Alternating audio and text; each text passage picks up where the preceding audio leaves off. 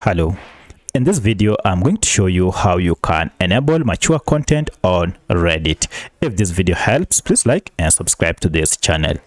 Alright, so if your Reddit account was only restricted to content that is suitable for age below 18 and you wish to enable mature content, it's pretty simple. Just follow these steps.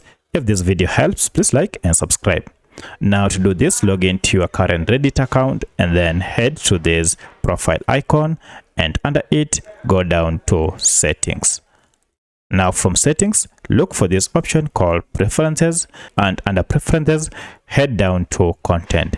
We have this option show mature content, and here you have to confirm that you are over 18 years.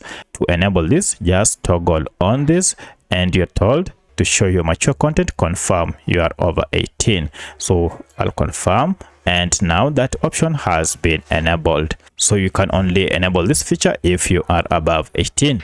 Now, apart from enabling mature content, you can also add other controls such as blur mature 18+ images and media. If you want this to be on, leave it on, and also you can choose whether or not to show recommendations on Reddit home feeds. So that's how you can enable mature content on Reddit. If you have any other question, kindly let me know in the comment section.